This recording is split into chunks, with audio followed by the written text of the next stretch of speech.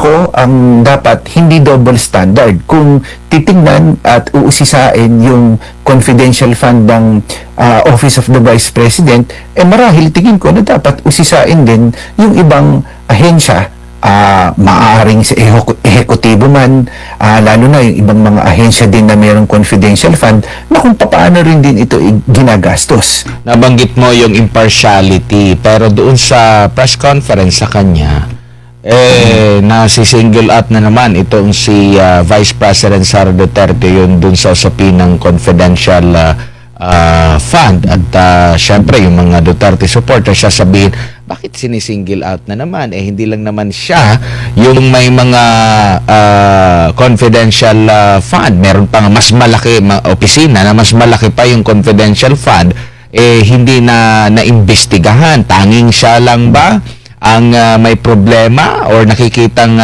problema at wala tayo?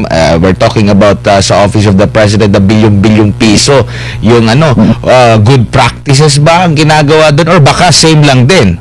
Kasi yan yung nababanggit na kaya nga hindi ma-explain ng todo ng pangalawang pangulo sa Kamara dahil may issue ng security dito, kasi pamamaraan yan, baka national security yung nakataya dito. Anong makikita mo dyan, Prof, sa mga recent pa na mga pronouncement ng incoming ombudsman?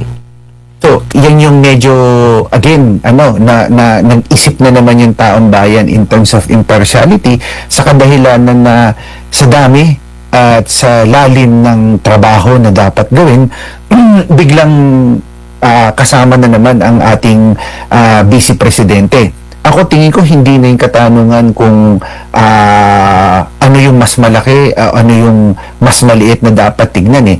Ako ang dapat hindi double standard. Kung titingnan at uusisain yung confidential fund ng Office of the Vice President, marahil tingin ko na dapat usisain din yung ibang ahensya, maaaring sa ehekutibo man, lalo na yung ibang mga ahensya din na mayroong confidential fund, na kung paano rin din ito ginagastos.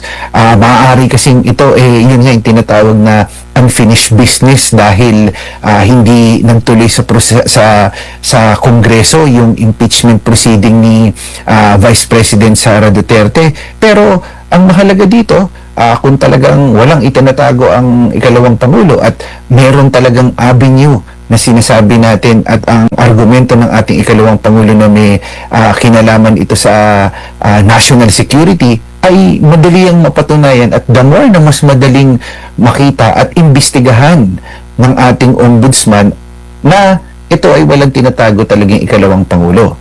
Ang sa aking pagtingin na mahalaga ka, Edmar, dito is walang pagsisingle out at hindi double standard na hindi lamang ang ikalawang Pangulo dahil nakita natin o nakita na merong X amount na ginastos at hindi maipalawanag sa mabilis na panahon ay nagamit ang pondo. Pero dapat usisain din at tingin ko panahon na tignan mabuti kung paano rin din ginagamit ng isang ahensya. Kasi dahil dito, mas lalong tumataas at nagre-raise at nagke-create tuloy ng doubt ang taong bayan kung may nagsisingle out ba o may bahid na naman ng politika. And we would like to think na ginagawa naman ng Ombudsman Remulla, bagong talagang Ombudsman Remulla, na ito talaga yung mga list of major concerns. Pero hindi mawawala yung stigma dahil teka, eto na naman. Paano naman yung ibang ahensya? Di nararapat lamang na,